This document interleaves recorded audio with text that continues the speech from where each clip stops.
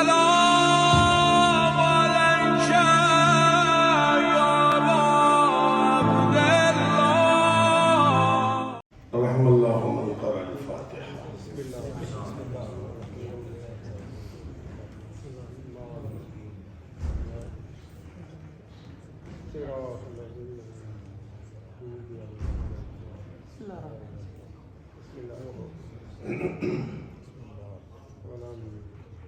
لا حول ولا قوة إلا بالله العلي العظيم.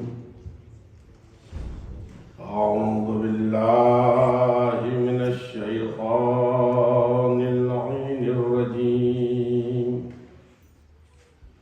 بسم الله الرحمن الرحيم. الحمد لله رب العالمين الذي نور قلوبنا بشعاع أنوار المحبة العلوية وجعلنا من المتمسكين بولاية المرتضوية الذي فرض الله مودته على العربية والعجمية. الصلاة والسلام والتحية والإكرام على مبلغ رسالات الإلهية مولانا ومولى الثقلين جد الحسن والحسين أبي القاسم محمد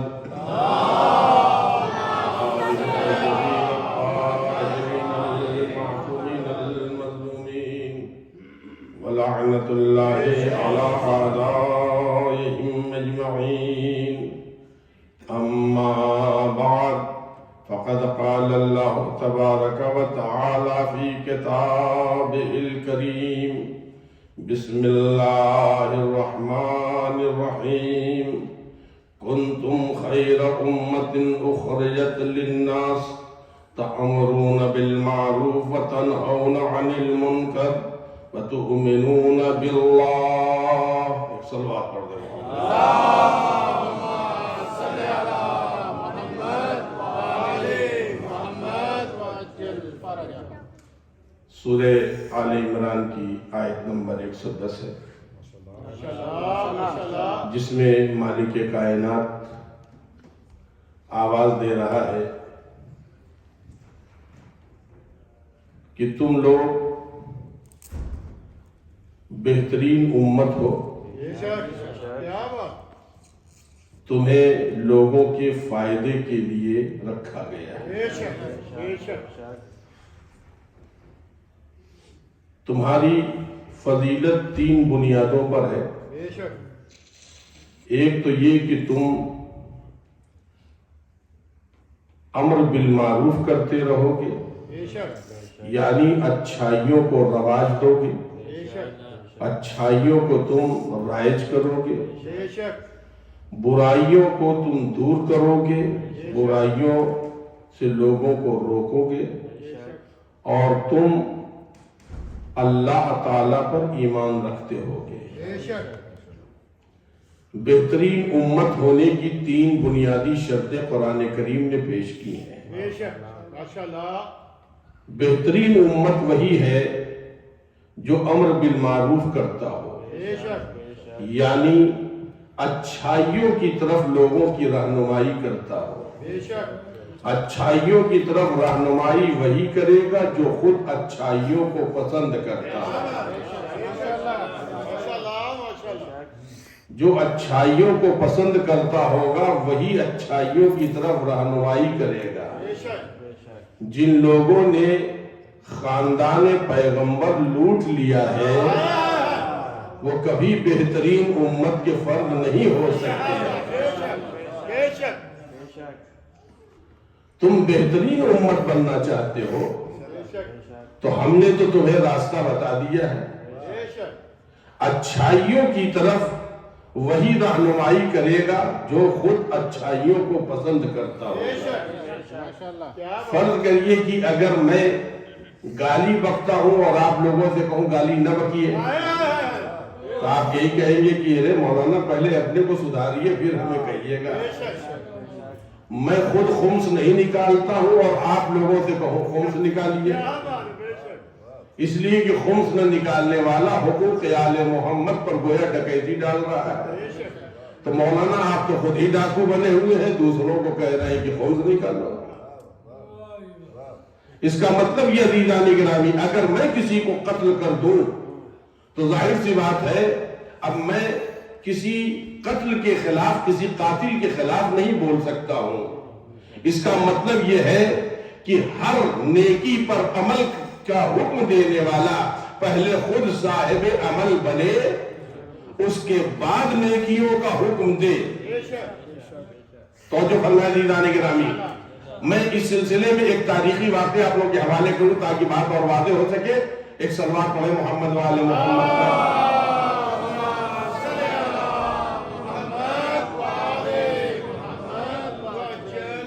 یہ مدینہ گورنمنٹ کا دوسرا زمانہ ہے. مدینہ گورنمنٹ سمجھنے کی کوشش کیجئے گا, اس کا دوسرا زمانہ ہے. اور ایک شخص آتا ہے خلیفہ صاحب کے پاس اور کہتا ہے کیا ہے, بھرا ہوا دربار ہے, کہتا ہے میں نے صاحب زنا کیا ہے, آپ میری جو ہے مجھے سزا دیجئے, میں نے زنا کیا مجھے سزا دیجئے. تو ظاہر بات ہے خلیفہ صاحب کو آرڈر دینے میں کتنا ٹائم لگے گا؟ تو بھائی جلادوں کو آرڈر دیا, کہنا مجھے وہی سزا دے گا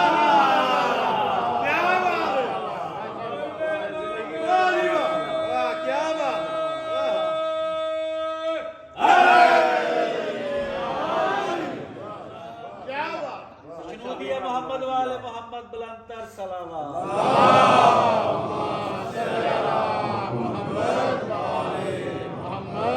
مجھے وہی سزا دے گا جو خود اس گناہ کا مرتکب نہ ہوا ہو, معاف ہو گیا ہو, سو کوڑا لگ کر کے معاملہ ختم ہو گیا ہو, سب چلے گا, مگر زنا نہ کیے ہو. میرا اس سے سروکار نہیں کہ صاحب معاف کر دیا گیا, مگر وہی مجھے کوڑے لگائے گا جس نے زنا نہ کیا ہو. پورے دربار میں خلیفہ صاحب سے لے کر کے بقیہ اصحاب تک سناٹا. اسی لیے کہا گیا عزیزان گرامی, پیدائشی مسلمان ہونا اور ہے, بتوں کی پرستش کے بعد مسلمان ہونا اور ہے. مسلمان وہ ہوتا ہے جو کبھی کافر رہا ہو. خاندان ابو طالب تو پہلے سے ہی مسلمان ہے.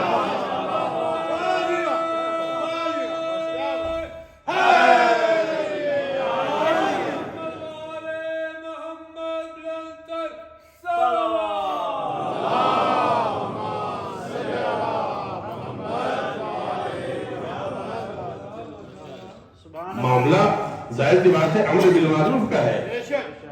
وہی مجھے سزا دے سکتا ہے جس نے خود زنا نہ کیا ہو.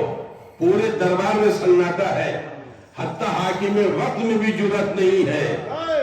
اس کا مطلب یہ ہے کہ یہ سب کا راز جانتا تھا.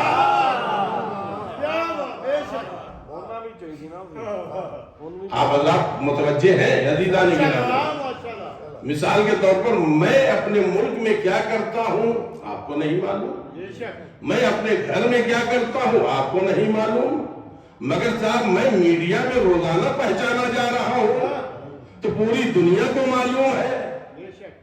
اس زمانے میں کوئی میڈیا وغیرہ تو تھا نہیں, مگر اس زمانے میں کچھ ایسے لوگ تھے جو نسلوں کو پہچانتے تھے. کچھ ایسے لوگ تھے جو نسلوں کو پہچانتے تھے. توجہ فرمائیں عزیزان گرامی, اسی لیے جب امیر شام کو جناب عقیل نے کہا تو بھی اس کا بیٹا نہیں ہے, جدھر تو منسوب کیا جاتا ہے, تو اس نے اپنی ماں سے جا کے جب پوچھا تو اس نے یہی کہا تھا کیا تیرے پاس عقیل ہے؟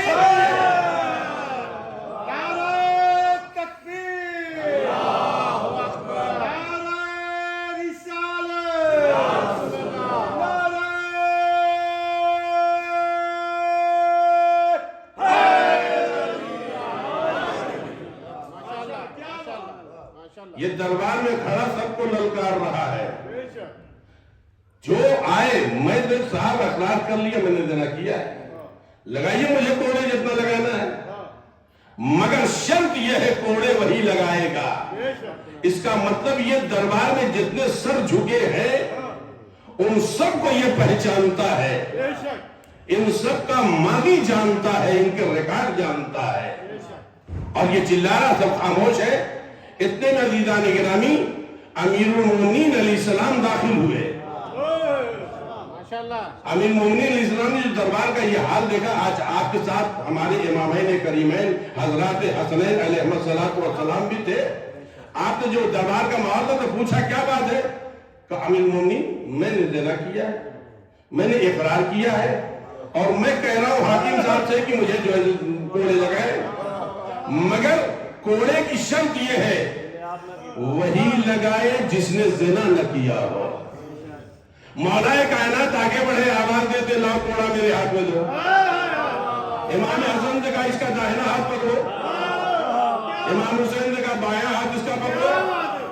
امام کوڑا لگاتے رہے اور یہ سر جھکائے کوڑا آتا رہا۔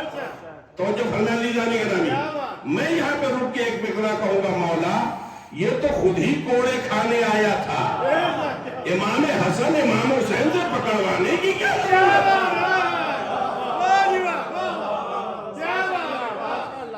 ایک آدمی خود ہی آیا ہے تو بھاگے گا نہیں، اور پھر بچوں ہو گیا ہے، بچے پکڑنے میں چھوڑا کے بھاگ بھی جائے گا۔ آپ نے حسنین سے پکڑوایا کیوں؟ عجب نہیں مولا آواز دے، میں یہ بتانا چاہتا ہوں باپ بھی معصوم ہے، اولادیں بھی معصوم ہے۔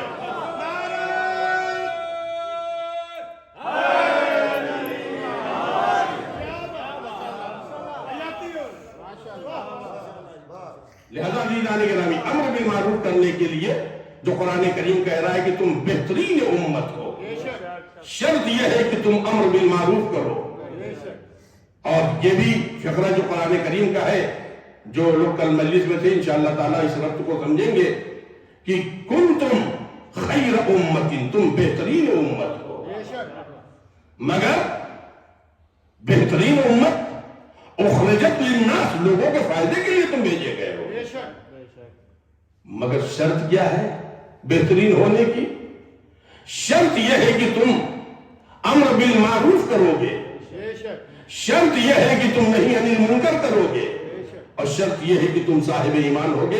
کل اگر میری بات آپ لوگوں کے ذہن میں ہو تو میں نے کہا تھا امر بالمعروف اور نہیں عن المنکر کی حیثیت اور فضیلت اتنی ہے کہ اللہ نے اپنی آیت میں ایمان کا تذکرہ بعد میں کیا ہے اور ان دونوں فریضوں کا تذکرہ پہلے کیا ہے۔ اس لیے کہ عزیزان گرامی وجہ بھی میں نے بتائی تھی، اس لیے کہ اگر امر بالمعروف اور نہیں عن المنکر نہیں ہوگا تو ایمان کمزور ہو جائے گا، ایمان سست ہو جائے گا۔ اسی کمی کی بنیاد پر عزیزان گرامی، اسی کمی کی بنیاد پر نہ جانے کتنے بڑے بڑے دھرندر اسلام کے سکے لے کر کے خاموش ہو گئے اور امام حسین کے خلاف فتویٰ دے دیا۔ آپ پوری تاریخ بھری پڑی ہے، پوری تاریخ بھری پڑی ہے۔ عزیزان گرامی بات آ گئی ہے تو میں آپ لوگوں کے تک تاریخ کی حقیقت پہنچا دوں۔ جس زمانے میں حجاج ابن یوسف ثقفی آیا تھا یہ گورنر بن کر کے کوفے، یہ اس زمانے کی بات ہے، ایک صاحب جنہوں نے 1,00,000 درہم لے کر کے یزید کی بیعت کے خلاف بول رہے تھے، یہی مدینہ گورنمنٹ کا جو دوسرا سالم انہی کے بیٹے تھے، یہ 1,00,000 درہم پہلے تو اس کے خلاف بول رہے تھے یزید کی بیعت غلط ہے، یہ تو بالکل غلط ہے۔ اس نے ان کو دعوت دی، شام گئے، 1,00,000 درہم دیا، ایک دم بالکل چمکتے ہوئے سکے، اور وہاں بڑے خوش خوش واپس آئے اور گھر میں جا کے بیٹھ گئے۔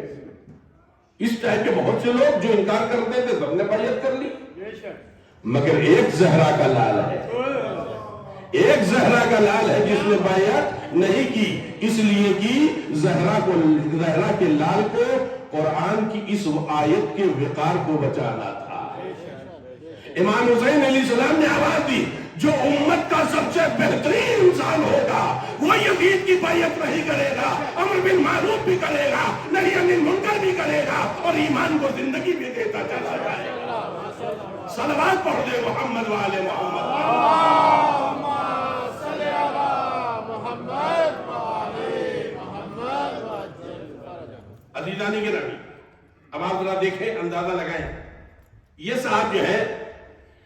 جب مولائے کائنات کی خلافت کا ظاہری اعلان ہو گیا، تمام مسلمانوں نے اعلان کر دیا، اس وقت بھی انہوں نے مولا سے کی بیعت نہیں کی تھی۔ یہ حضرت جو تھے انہوں نے بیعت نہیں کی تھی۔ ظاہر بات ہے کہ باپ کا اثر تو بیٹے میں آئے گا۔ مولا کائنات حضرت علی بن ابی طالب علیہ السلام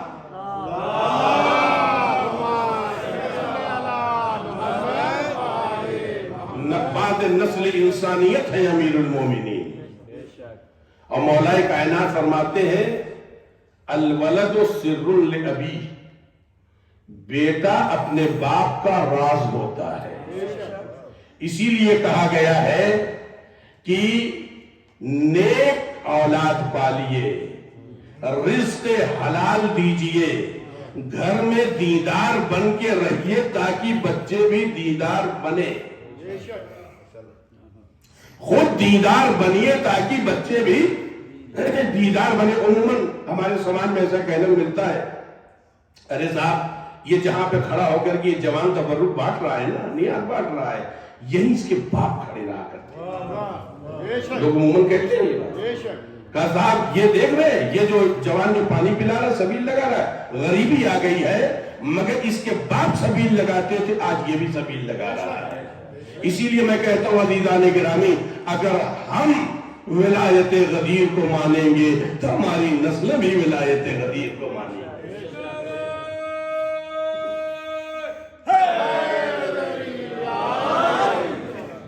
محمد و آل محمد بلندتر سلامات۔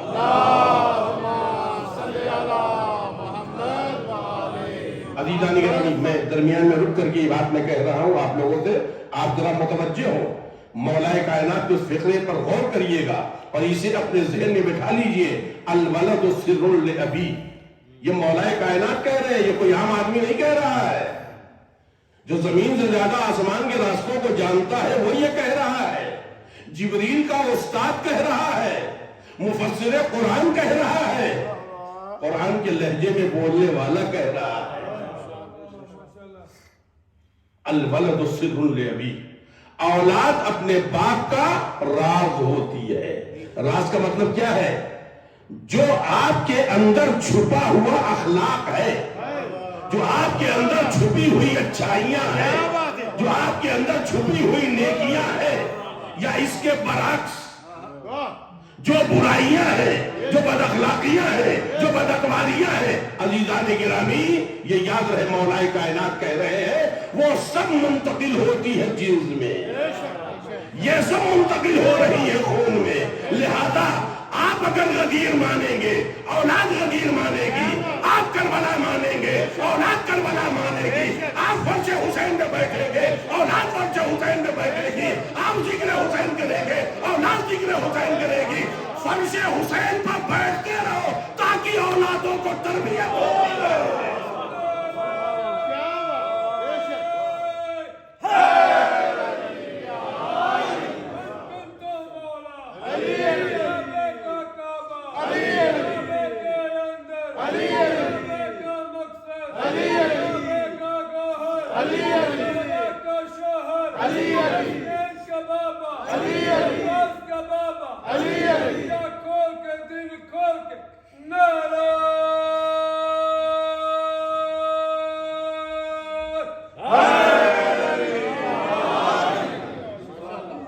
الولد سر لابی، یہ بات پیش یاد رکھیے گا۔ بچوں کو حلال رزق دیجئے۔ اپنا رزق ایک ہوتا ہے حلال اور ایک ہوتا ہے پاک، ایک ہوتا ہے حلال اور ایک ہوتا ہے پاک۔ لہذا مومن کے پاس، ایک حسینی کے پاس، ایک عزادار کے پاس رزق حلال بھی ہو اور پاک بھی ہو۔ اب آپ کہیے کہ مولانا صاحب کس پانی سے ہم پاؤں پاک کریں؟ تو اہل بیت علیہ السلام نے وہ پانی دیا ہے، قرآن کریم نے وہ پانی دیا ہے۔ رزق حلال کا مطلب ہے کہ حلال راستے سے آدمی کمائے۔ کبھی بھی رزق حرام زیادہ ملے ادھر دیکھیے بھی نہیں، اس لیے کہ رزق حرام کا اپنا ایک اثر ہوتا ہے، اس لیے کہ رزق حرام کا اپنا ایک اثر ہوتا ہے۔ یہ हारून रशीद जो अब्बासी हुकूमत का आदमी था, यानी बादशाह तो कहना गलत है, हुक्मरान था, ये इसके यहाँ इसकी हुकूमत में एक साहब थे जो इससे वजीफा नहीं लेते थे।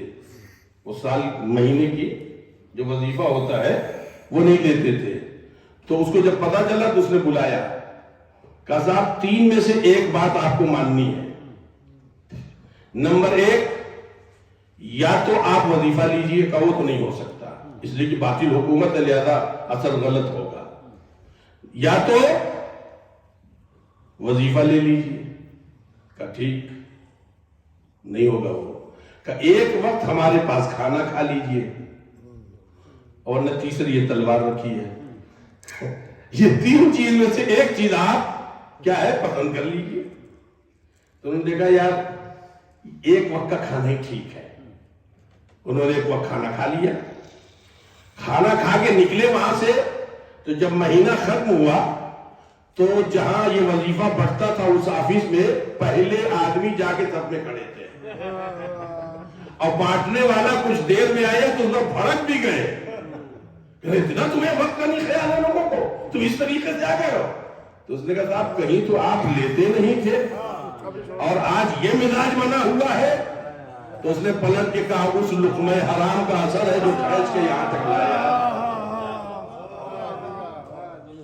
हलाल रास्ते से रोजी लाइए, हलाल रास्ते से। आप 10 रुपए कमाएंगे, खुदा 70 गुना बरकतें देगा, इसलिए कि हलाल रास्ते से आप कमा रहे हैं। और जितने लोग हलाल रास्ते से कमा रहे हैं अज़ीज़ान गिरामी में पूरी दुनिया में अहले बैत अलैहिमुस्सलाम के चाहने वालों के लिए ये बात कह रहा हूं जो पैगंबर ने फरमाया, जितने भी लोग रिज़्क़ हलाल के लिए निकलते हैं, अगर रास्ते में उन्हें मौत आ गई तो पैगंबर कहते हैं इसे शहीद का मर्तबा दिया जाए। सलवात पढ़े मोहम्मद वाले मोहम्मद।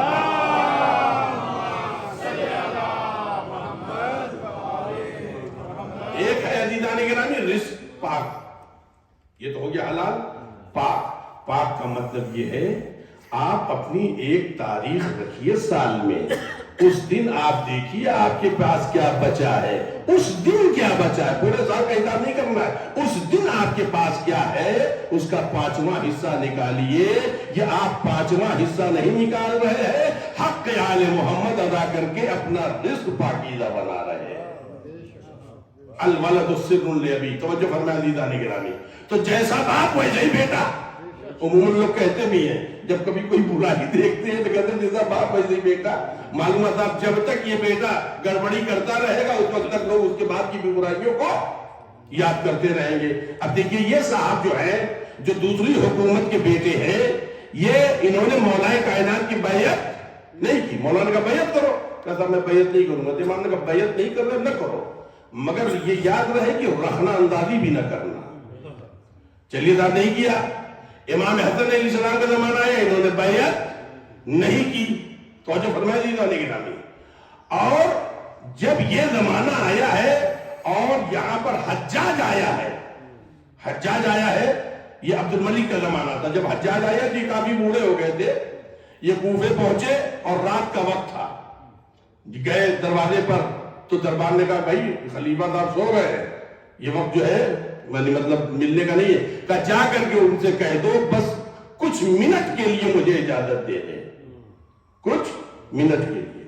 जरा जागते रहिएगा, बड़ी अहम तारीखी बात है जो आपके हवाले करने का। अज़ीज़ान गिरामी क्या कहा, बस कुछ मिनट के लिए। हो गया दरबार का साहब वो आए हुए हैं और वो जो है अब्दुल्ला साहब वो कह रहे हैं कि हम बस कुछ मिनट के लिए ज़ियारत करना चाहते हैं। अच्छा भेज दो। अब जब ये गए तो वो लेटा हुआ था, गालबन ठंडक का जमाना था, वो लिहाफ ओढ़े हुए आधा ऐसे लेटे था, पैर जो है लिहाफ के बाहर था। कहिए कैसे तशरीफ लाना हुआ? कि असल में पैगंबर इस्लाम की हदीस है कि जो अपने जमाने के इमाम को, जो अपने जमाने के इमाम को पहचाने बगैर अगर मर जाए तो उसकी मौत कुफ्र की मौत है। वो पैगंबर की हदीस मुझे याद आ गई, लिहाजा मैंने कहा कि साहब मैं बूढ़ा हो गया हूं, मौत हयात का कोई ठिकाना नहीं है, तो खलीफा साहब की मैं भाई आपके जरिए अब्दुल मलिक की बैयत हो जाएगी, मैं खलीफा साहब की बैयत कर लूं। तो उसने क्या कहा, मेरा पैर बाहर है, इसी पर बैयत करो और जाओ। ذرا آپ اندازہ لگائیے عزیزان گرامی، جسے مولائے کائنات کی بیعت راس نہیں آتی اسے باطل کے جوتوں کی بیعت کرنی ہوتی ہے۔ نعرہ تکبیر، اللہ اکبر، نعرہ رسالت، نعرہ حیدری اور خلوص بلند کر صلوات، اللہم صلی علی محمد و آل محمد وعجل۔ لہذا عزیزان گرامی، یہ امر بالمعروف جو ہے اگر ہم اپنا حصہ بنا لیں تو یہ امر بالمعروف بھی اس لیے نہیں کہ کسی کو ذلیل کرنا ہو، حرام ہے۔ کسی مومن کو ذلیل کرنا حرام ہے، چاہے وہ بیوی ہو، چاہے شوہر ہو، چاہے بیٹا ہو، چاہے بیٹی ہو، چاہے سسرال ہو، چاہے ددیال ہو، چاہے ننیال ہو، بڑا ہو کہ چھوٹا ہو، کسی بھی مومن کو ذلیل کرنے کا حق نہیں ہے، حرام ہے، گناہ کبیرہ ہے کسی مومن کو ذلیل کرنا۔ اب میں آپ حضرات کے حوالے دلیل کے طور پر یہ رائے پیش کر رہا ہوں تاکہ بات میری واضح ہو سکے اور آپ لوگوں تک اس ایام عزا میں بہترین پیغامات کربلا کے ذریعے سے پہنچ سکے۔ عزیزان گرامی، کسی بھی مومن کو آپ ذلیل نہیں کر سکتے۔ اب سمجھیے کہ ارے صاحب یہ تو میرا بیٹا ہے، آپ کا بیٹا بعد میں ہے، پہلے خدا کی مخلوق ہے۔ ارے صاحب میری اولاد ہے، آپ کی اولاد بعد میں ہے، آل محمد کا غلام پہلے ہے۔ اب یہ قانون پورے اس میں اگر ہم رائج کر دیں، خدا کی قسم خالی اتنی ہی پر عمل کر لیں کہ ہماری بیوی مومنہ ہے، شوہر مومن ہے، بھائی مومن ہے، بہن مومنہ ہے، بھوبیا مومنہ ہے، آپ کے بھوبا مومن ہے، ہمارا جو ہے نانیحال مومن ہے، دادیال مومن ہے، خالی اتنا ہی ہم خیال کر لیں عزیزان گرامی، ہمارے خاندانوں اور فیملی کے جھگڑے ختم ہو جائیں گے، سکون کا ماحول پیدا ہو جائے گا۔ خالی اتنا خیال کر لے گا، ہمیں اذیت نہیں دینی چاہیے۔ امام جعفر صادق علیہ السلام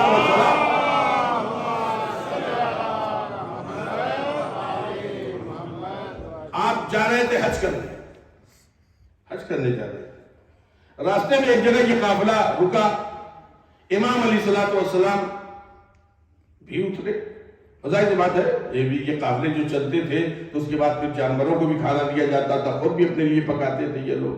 تو امام علیہ السلام بستر پر لیٹے ہوئے تھے اور امام کے اصحاب آپ کے ساتھ تھے۔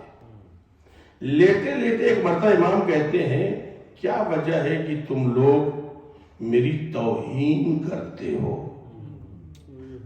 تو سن لیجیے روایت کیا وجہ ہے کہ تم لوگ ہماری توہین کرتے ہو؟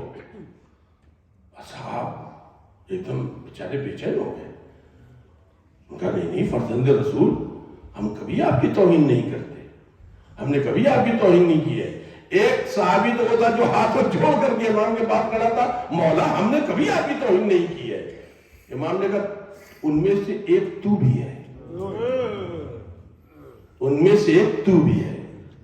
کہا مولا میں نے کیا کیا ہے؟ امام نے فرمایا جب تو جوفہ سے گزر رہا تھا، جب احرام باندھتے ہیں، جوفہ سے گزر رہا تھا تو ایک ہمارا چاہنے والا چاہتا تھا کہ تم اس کو اپنی سواری پر بٹھا لو، تم نے اس کی طرف توجہ بھی نہیں کی اور بے رخی سے ایک دم چہرہ موڑ کر کے چلے گئے۔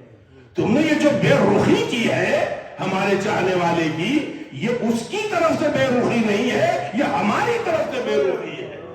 تم مومن کی، میرے چاہنے والے کی اگر توہین کرتے ہو تو یہ ہماری توہین ہے۔ عزیزان گرامی، اگر اتنا ہی ہم یاد رکھیں کہ مومن کی توہین آل محمد کی توہین ہے اور آل محمد کی توہین خدا کو برداشت نہیں ہے تو رزق کی برکت چلی جائے گی، اولاد کی برکت چلی جائے گی، زندگی کا سکون چلا جائے گا۔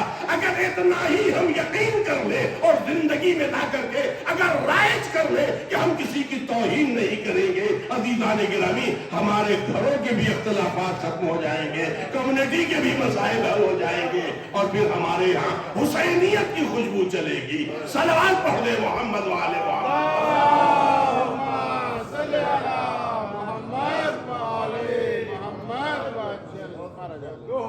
عزیزان گرامی، امر بالمعروف جو ہے یہ محبت کی بنیاد پر ہونا چاہیے، یہ کسی کو ذلیل کرنے کے لیے نہیں، اسی لیے امر بالمعروف یعنی اچھائیوں کا حکم دینے اور کسی کو کسی بات پر ٹوکنے سے پہلے ٹوکنے والا پہلے اندازہ لگائے کہ یہ مانے گا کہ نہیں مانے گا. یہ ان شرائط میں سے ہے. اگر ہم کسی کو دیکھیں کہ وہ مثال کے طور پر غلط کام کر رہا ہے, اگر ٹوکنا ہے تو پہلے یہ اندازہ لگائے ٹوکنے والا یہ میری بات مانے گا یا نہیں مانے گا. اس چیز کا اندازہ لگانا بہت ضروری ہے. اور اگر یہ احساس ہو جائے کہ شاید یہ نہ مانے تو پھر اب آپ کو اس پر واجب نہیں, پھر اس وقت آپ پر واجب نہیں ہے. اور وقت تلاش کریے کوئی ایسا کہ جس میں اس کو ہم متوجہ کر دے کہ بھائی یہ جو تم کر رہے تھے یہ غلط ہے, یہ حرام ہے, یہ اچھی بات نہیں ہے. یا اگر کوئی اچھی بات بتانی ہے تو اچھی بات بتانے سے پہلے موقع اور جگہ کا لحاظ کرے آدمی, موقع اور جگہ ماحول کا لحاظ کرے اور پھر یہ خیال کرے میری بات یہ لوگ مانیں گے یا نہیں مانیں گے. تو جو فرمایا عزیزان گرامی, اور اگر کسی کو ٹوکا جا رہا ہے تو وہ اپنے دل میں اگر وہ مومن ہے واقعی, اگر وہ چاہتا ہے کہ میری غلطیاں تو ہر آدمی میں چاہے میں ہوں چاہے ہم کیوں نہ ہو, اگر ہمارے اندر کوئی کمی ہے, کسی نے اگر ٹوکا ہے تو ہمیں متوجہ ہونا چاہیے کہ اس نے اگر کہا ہے تو اس نے محبت کی بنیاد پہ کہا ہے, اس نے نفرت کی بنیاد پر نہیں کہا ہے. اگر کسی کو کچھ بتانا ہے, اگر 4 آدمی کے درمیان بتائیں گے تو شاید اس کی توہین ہو جائے تو ایک طرف لے جا کر کے بتائیے.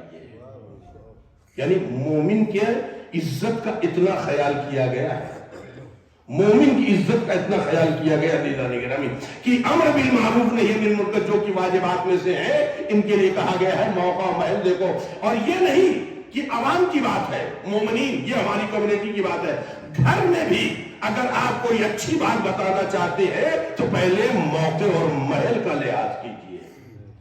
بچے کے ہاتھ سے موبائل چھین کر کے آپ نماز کی تبلیغ نہیں کر سکتے, اس لیے وہ تو اسی بھڑکا ہوا ہے, وہ تو اسی بھڑکا ہوا ہے. جب غصہ آ جائے تو سمجھ جائیے انسان پر شیطان سوار ہو گیا. کچھ دیر رکیے, غصہ ٹھنڈا ہو جائے, پھر اس کے بعد سے جو ہے اپنی اچھی باتیں کہیے. عزیزان گرامی, اب دیکھیں قرآن کریم خود اس بات کی طرف متوجہ کر رہا ہے. یہاں تک میں آپ حضرات کے ذہن کو لایا ہوں ایک بات کہنے کے لیے, قرآن مجید کا پیغام پہنچانے کے لیے. امر بالمعروف و نہی عن المنکر کس بنیاد پر ہے؟ محبتوں کی بنیاد پر ہے. اگر آپ سے میں کچھ کہہ رہا ہوں تو یہ محبت کی بنیاد پر ہے. اگر آپ کو میں کسی طرف متوجہ کر رہا ہوں تو یہ محبت کی بنیاد پر ہے.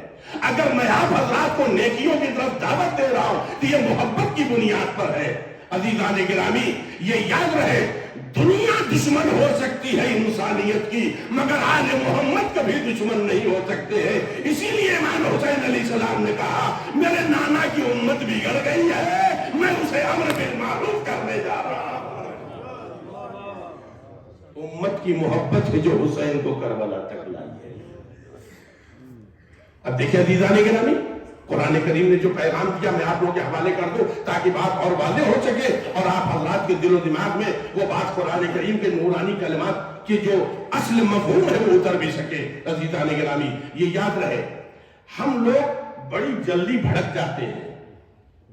بہت قابل آدمی بنے ہیں یار, یہ آ کر کے بتا رہے ہیں. یہ عموماً ہمارے سماج یہ نہ سمجھیے کہ کوئی یہاں کی بات ہے, یہ انٹرنیشنل بیماری ہے. اور یہ بھی نہ سمجھیے گا کہ یہ ہماری زبان کی پریشانی ہے, یہ ہر زبان کی پریشانی ہے, یہ ہر زبان کی پریشانی, یہ ایک جگہ کی پریشانی نہیں ہے. مگر سامنے والے کو اگر کچھ کہا گیا ہے, فرض کریے میں آپ کو ایک مثال دیتا ہوں. ایک جگہ میں اپنے شہر میں گیا تھا تو میں نے کہا لاؤ نماز پڑھنے, پھر اس کے بعد ایک عالم دین سے ملنا تھا, پھر ان کے جاؤں گا. اس شہر میں میں نیا تھا, غالباً پہلی بار گیا ہوں گا, تو میں مسجد میں گیا. ظاہر سی بات ہے امامہ خبا پہن کے تو آدمی وضو کرے گا نہیں, ایک طرف رکھا, میں گیا وضو کرنے لگا. جب وضو کرنے لگا تو ایک مومن وہاں وضو کر رہے تھے, بزرگوار تھے. انہوں نے کہا کہ میں ظاہر سی بات ہے آج تقریباً 20-25 سال پہلے کی بات بتا رہا ہوں. تو وہ بزرگوار نے کہا کہ وہ سلم ہو آپ کا وضو صحیح نہیں ہے.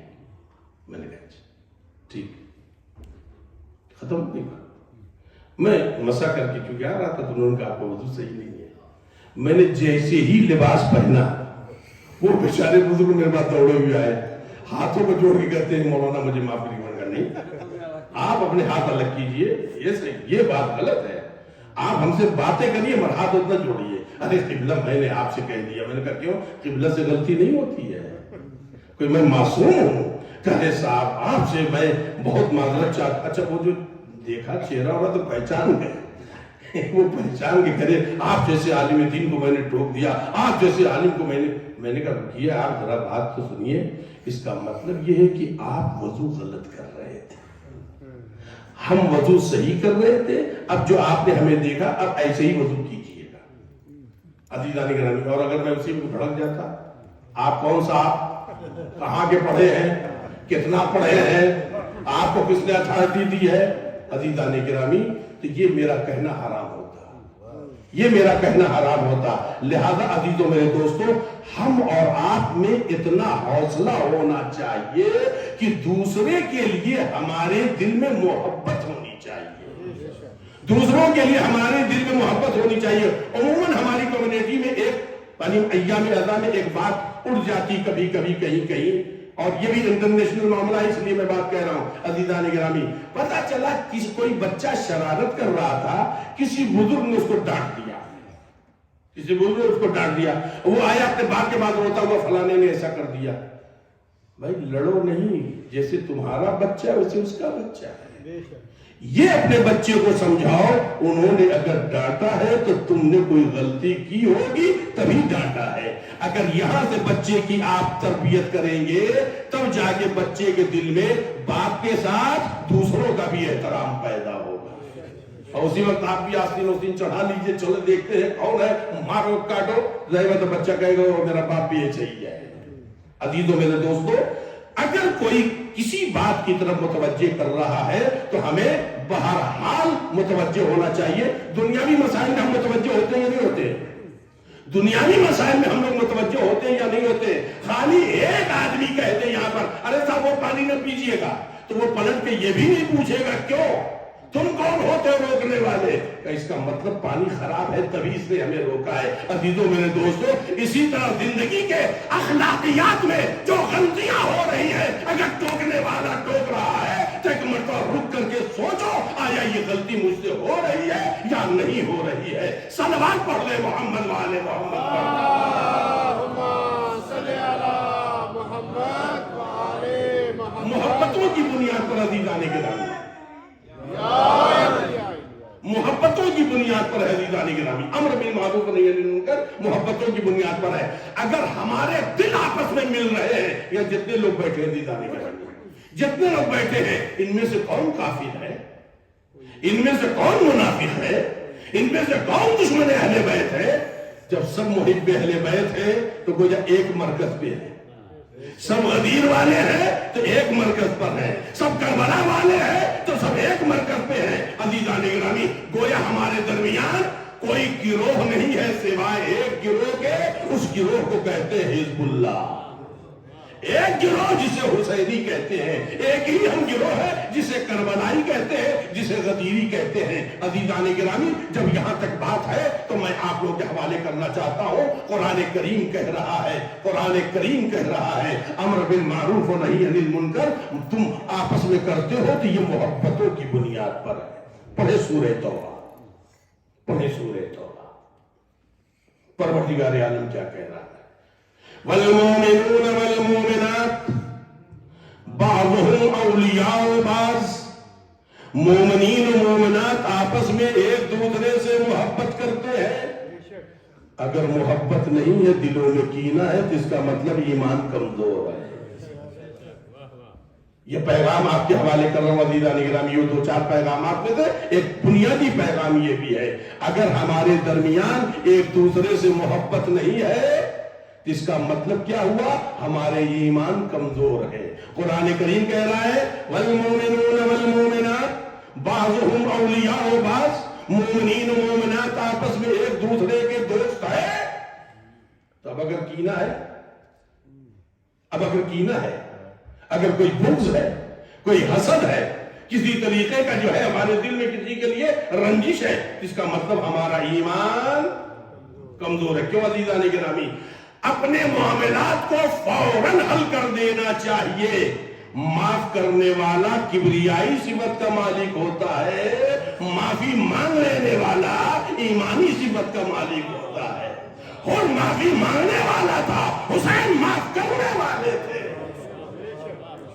زندگی ہے، مسائل ہیں، پریشانیاں ہیں، کچھ ہو سکتا ہے آپس میں، کسی طریقے کا اختلاف ہو سکتا ہے، مگر اختلافات کو مومن دل میں نہیں رکھتا ہے، فوراً معاملہ ختم کر دیتا ہے اور اپنی دوستی کے قافلے کو آگے بڑھاتا ہے۔ ایک صلوات پڑھ دیں محمد وآل محمد۔ اللہم صلی علی محمد وآل عزیزان گرامی، میں آیت کے ترجمے کو روک کر کے ایک واقعہ آپ کو سناؤں، اور یہ واقعہ ہمارے اور آپ کے سب کے فائدے کے لیے ہے۔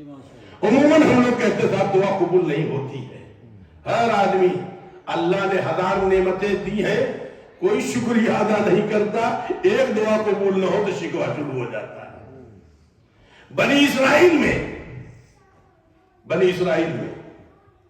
ایک شخص 3 سال سے دعائیں کر رہا تھا،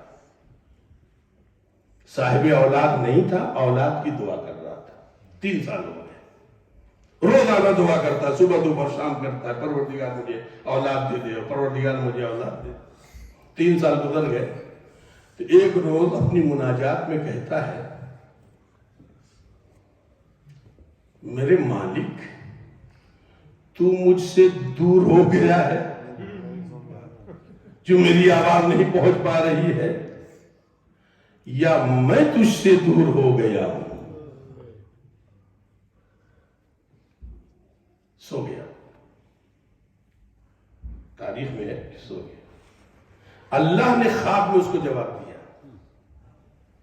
اللہ نے خواب میں اس کو جواب دیا، تو اپنی زبان اور اپنے دل کو پاک کر تاکہ تیری دعا قبولیت کے لائق ہو سکے۔ تو جو فرمایا دیتا نہیں کہنا، یہ دعا قبول ہونے کا معاملہ ہے، یہ تو پرسنل میٹر ہے نا، دعا قبول ہونے کا معاملہ ہے۔ تو اپنے دل اور اپنی زبان کو پاک کر،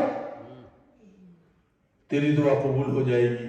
تیری زبان یعنی تیرا منہ گندا ہے، تیرا دل جو ہے غلیظ ہے، تو شراب تھوڑی پیتا تھا، شراب تھوڑی پیتا تھا جو غلیظ تھا، وہ کوئی حرام گوشت تھوڑی کھاتا تھا جو اللہ نے کہا کہ تیرا منہ جو ہے گندا ہے، اس لیے تیری زبان اس لائق نہیں ہے، اسے پاک کر۔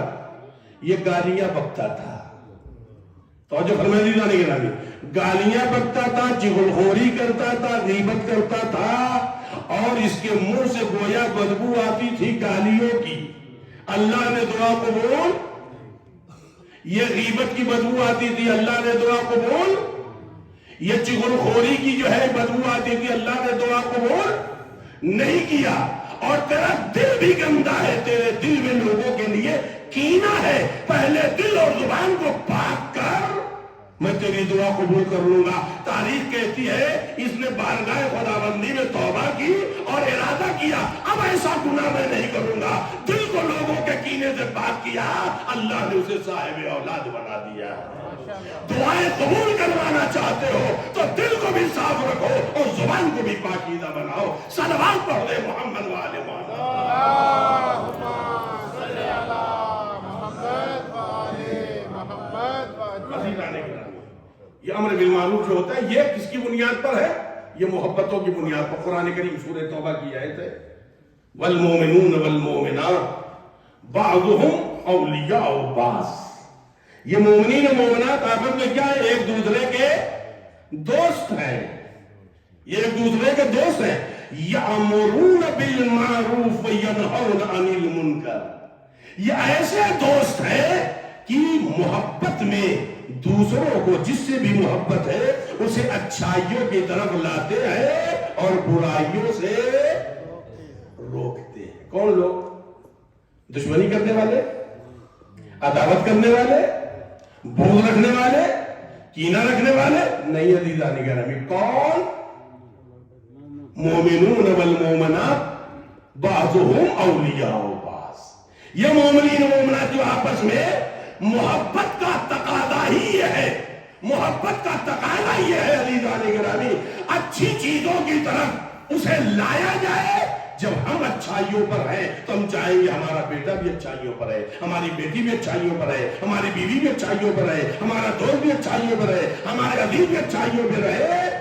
اور ہم خود جب برائیوں سے بچ رہے ہیں تو ہم چاہیں گے یہ قافلہ بھی برائیوں سے بچتا رہے۔ یعنی عزیزان گرامی دوسرے لفظوں میں جو سورہ تحریم کی آیت ہے جو قرآن کریم نے کہی ہے، جو آپ لوگ کے حوالے کر رہا ہوں، بسم اللہ الرحمن الرحیم، اے میرے لوگو، یا ایھا الذین آمنو، اے وہ لوگو جو ایمان لا چکے ہو، قوا انفسکم واہلیکم نارا، تم خود بھی جہنم کی آگ سے بچو اور اپنے گھر والوں کو بھی جہنم کی آگ سے بچاؤ۔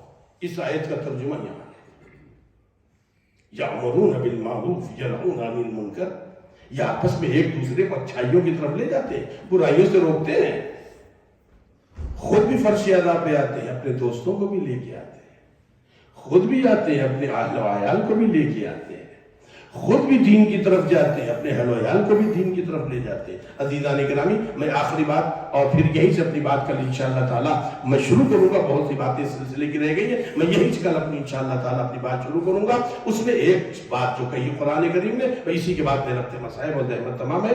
عزیزان گرامی والمومنون والمومنات بعضهم اولیاء بعض یأمرون بالمعروف ینہون عن المنکر، یہ آپس میں ایک دوسرے کے دوست ہیں، ایک دوسرے سے محبت کرتے ہیں، تو محبت کے تقاضا کیا ہے؟ اچھائیوں کی طرف لے جاتے ہیں، برائیوں سے روکتے ہیں۔ یہی نہیں، یقیمون الصلاۃ یؤتون الزکاۃ ویطیعون اللہ ورسولہ، یہ خود بھی صاحب عمل ہے، یعنی یہ خود بھی نمازیں پڑھتے ہیں، یہ خود بھی زکوٰۃ دیتے ہیں، یہ خود بھی اللہ رسول کی اطاعت کرتے ہیں۔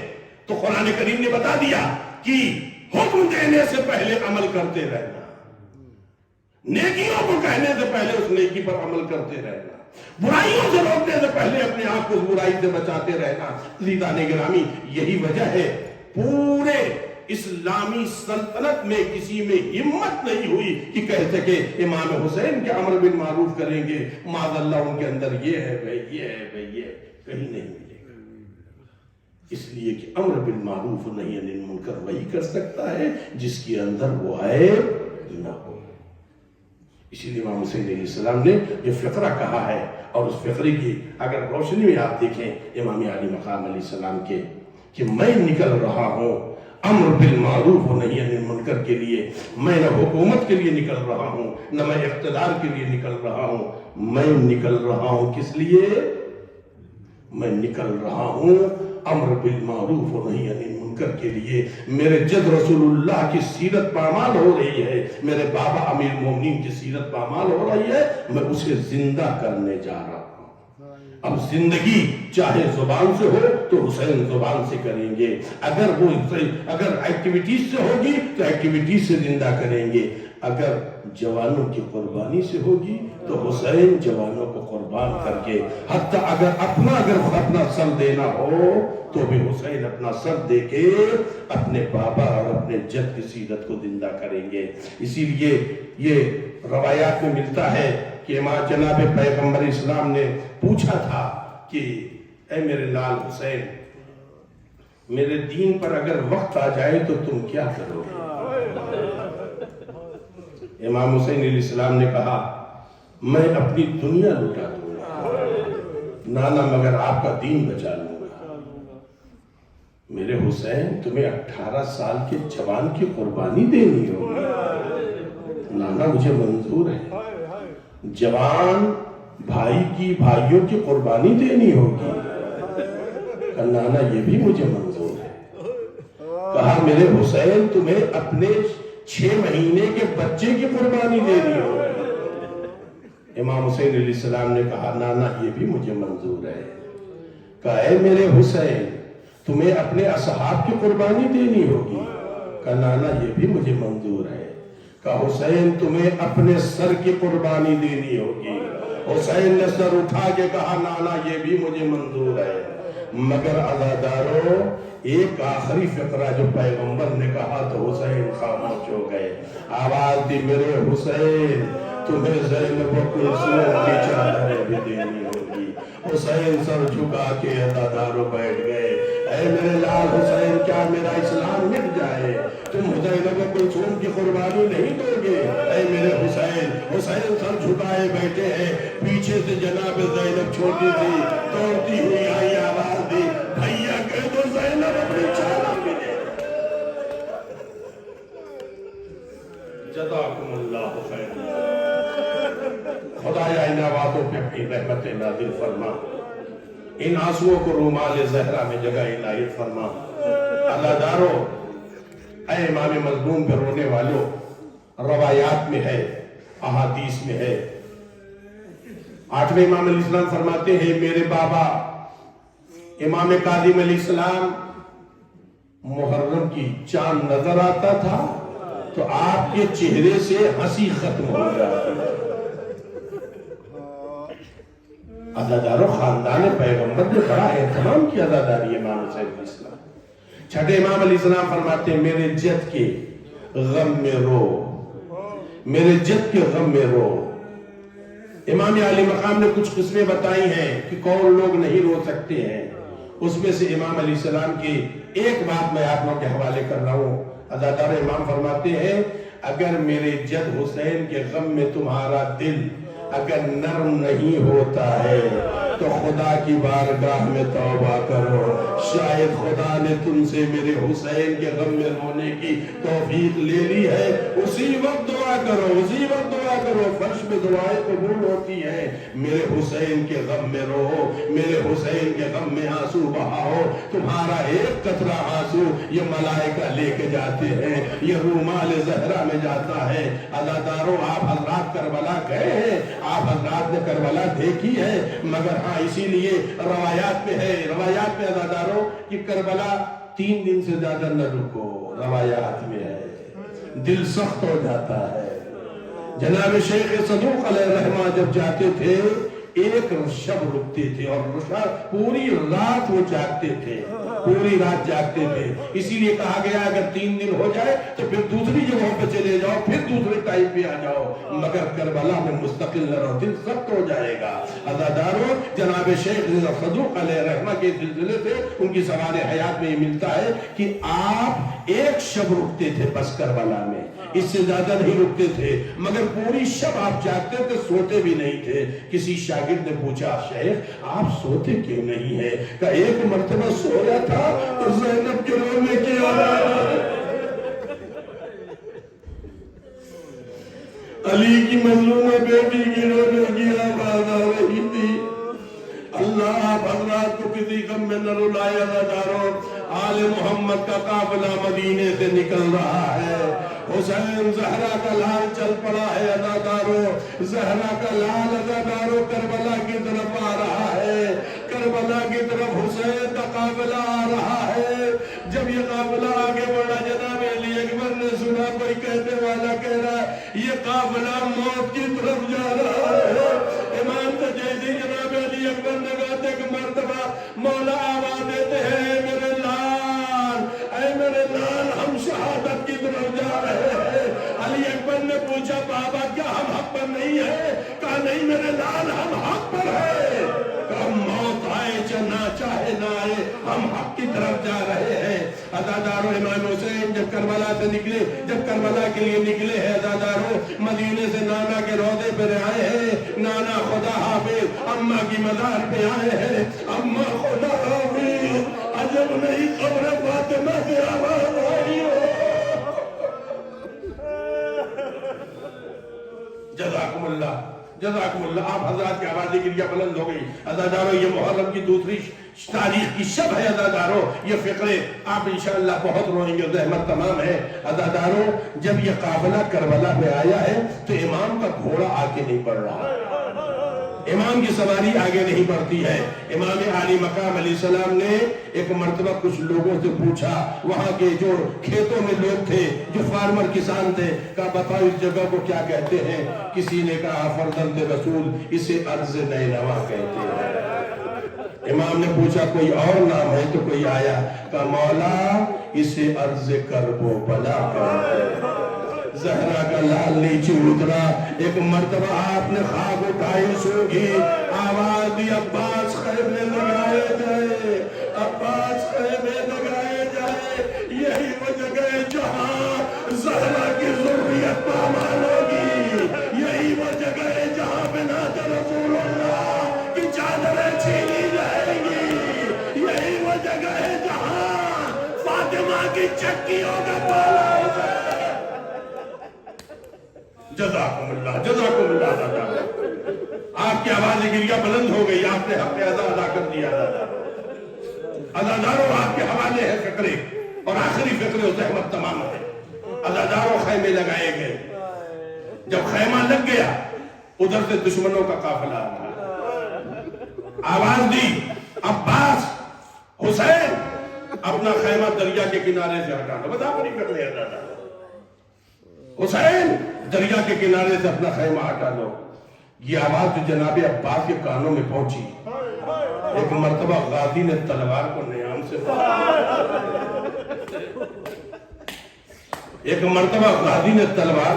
باہر نکالا۔ آپ کے ساتھ امام سجاد علیہ السلام بھی تھے۔ اس وقت جناب سجاد بیمار نہیں تھے، جوان تھے جناب سجاد علیہ السلام۔ اس وقت تمام جوانان ہاشمی جناب عباس کی قیادت میں ایک مرتبہ جناب عباس نے خیمے کے باہر ایک لکیر کھینچی، اور دریا کی ترائی پہ شیر ہے ملبنین کا جو دہاڑ رہا ہے۔ کسی میں ہمت ہے جو یہ لکیر پار کر جائے، کسی میں ہمت ہے جو حسین کے خیمے کی تنابوں کو ہاتھ لگا دے، جس میں ہے مجال کہ آواز جو جناب امام حسین نے سنا تو آپ دریا کی طرف ترائی کی طرف آئے۔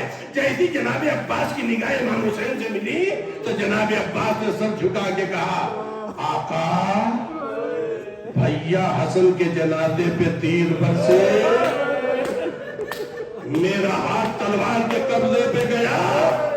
آپ نے کہا عباس یہ مدینہ ہے، کربلا نہیں ہے۔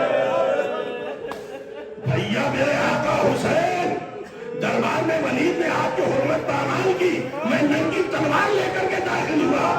آپ نے میرے سینے پہ ہاتھ رکھ کے کہا عباس یہ مدینہ ہے، کربلا نہیں ہے۔ راستے میں ہم نے آپ کے گھوڑے کی لگام پہ ہاتھ ڈالا، میں نے تلوار کے قبضے پہ ہاتھ ڈالا۔ آپ نے کہا عباس ابھی کربلا نہیں آئی ہے، آقا اب تو کربلا آ گئی، اب نہ روکنا آقا۔ امام خیمے میں آئے، کہاں ہے میری بہن زینب؟ جزاکم اللہ، جزاکم اللہ۔ عزاداروں ایک مرتبہ امام حسین نے آواز دی، کہاں ہے میری بہن زینب؟ جناب زینب دوڑی ہوئی آئی، آواز دی خیر تو ہے میرے بھائی۔ اے میری زینب، میں عباس کو جگہ جگہ روکتا یہی کہتا رہا کربلا کے لیے تمہیں بابا نے ذخیرہ کیا ہے، کربلا آ گئی، شیر برابر۔ اگر اس وقت کوئی عباس کو بلا سکتا ہے، زینب تمہاری ذات ہے۔ جناب زینب نے فضہ کو بھیجا، فضہ جا کے کہتی عباس زینب نے کہا ہے تم آؤ گے یا زینب کے لیے؟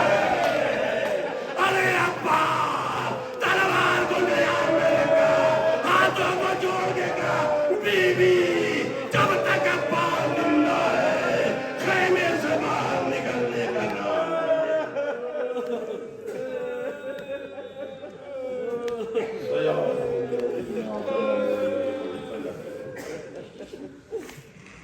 اللہ لعنت اللہ علی القوم الظالمین باسمک العظیم العظم الجل الاکرم یا اللہ یا اللہ یا اللہ یا اللہ یا اللہ یا اللہ یا اللہ یا اللہ یا اللہ یا اللہ اللہم بحق الزہرا و ابیہا و بعلیہا و بنیہا علیہم الصلاة والسلام۔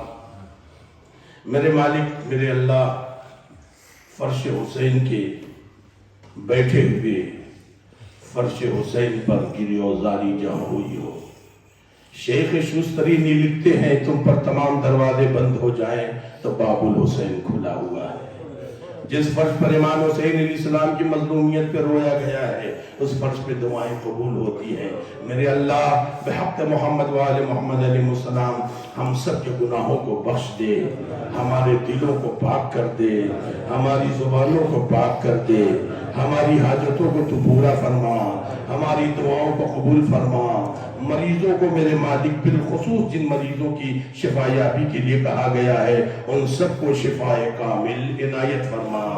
اے میرے اللہ میرے کریم پروردگار جتنے بھی خدمت گزار ہیں عزاداری امام مظلوم علیہ السلام کے, جس جگہ بھی خدمت گزار ہیں, بالخصوص اس سینٹر میں جتنے بھی افراد کسی بھی طریقے کی عزاداروں کے حق میں خدمت کر رہے ہیں ان سب کی عزاداریوں کو قبول فرما, ان سب کے خدمات کو قبول فرما, ہم سب کو خادم الحسین کی فہرست میں شمار فرما.